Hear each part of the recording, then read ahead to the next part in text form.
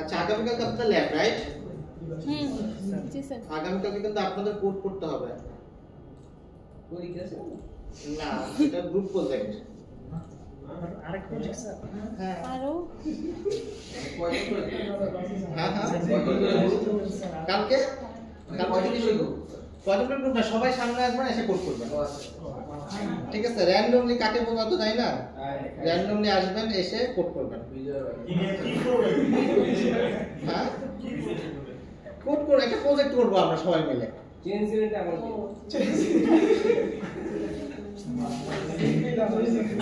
তো এটা প্রিপারেশন নিয়ে এসেন আর কি, ঠিক আছে? সিন সিস্টেম হ্যাঁ সিন চেষ্টা না না এখন কে কোনটা আগে বলতেছি না ভাই মজা না ভাই। আচ্ছা ঠিক আছে এফএক্সএম গান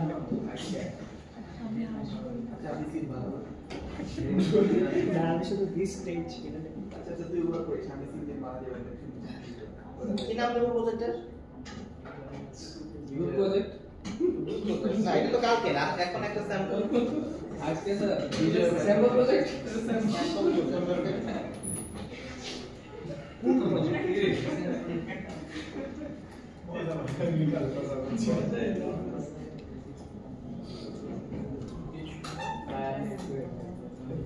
স্যার এটাই কি আমরা সবাই মিলে বানাবো?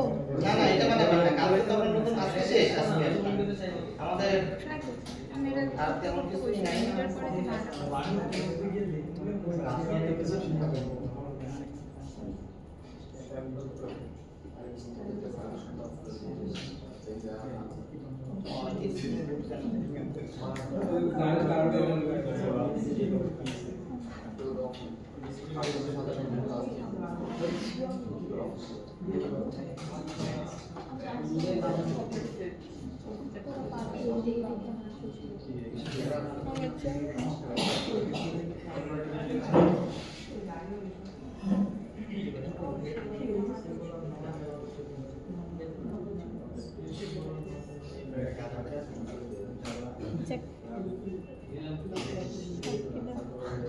সবগুলো স্যার ডাক দিছে।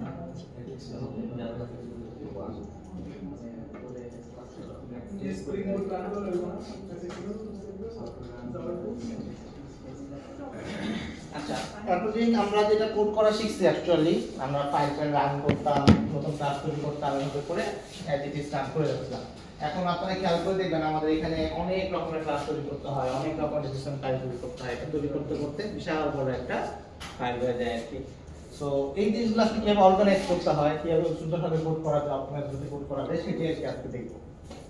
কারণ আমরা দেখবেন যে রিপিটেডলি একই কাজ করতেছি, একইভাবে এক জায়গায় সব কোড রাখতেছি, এইটা হচ্ছে পারফেক্ট প্র্যাকটিস না। কোড হবে, কোড করলে তো সমস্যা নেই, আপনি যেখানে ইচ্ছা করবেন একই কোড 10 বার লেখেন, রিপ্লে করে রান করবেন, কিন্তু অর্গানাইজ ওয়েতে সুন্দরভাবে কোড করতে পারা উচিত, কোড করা উচিত। তাহলে আপনার এই কোডটা রিইউজ করা পসিবল হবে, একই কোড কম লিখতে হবে, বারবার লিখতে হবে না, এবং অর্গানাইজড হবে। এটা সবচেয়ে ইম্পর্টেন্ট। আপনার কোডটা আরেকজন দেখে গালিগালাজ করবে না আর কি।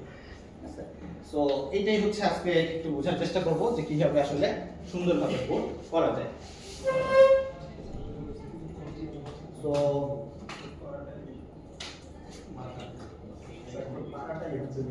হ্যাঁ কোড পারাটাই মেইন বিষয়, তারপরে অপটিমাইজেশন। এর জন্য এখন আমরা কোড শিখছি, করতেছি, সিম বানাইতে পারতেছি অ্যাট লিস্ট। এখন আমরা দেখব হচ্ছে একটু সুন্দরভাবে কোড করা যায়। আচ্ছা তো প্রথম কাজটা আমরা যেটা করি, আমরা হ্যালো কন্ট্রোলার আর হ্যালো ভিউটাকে ডিলিট করে দিই।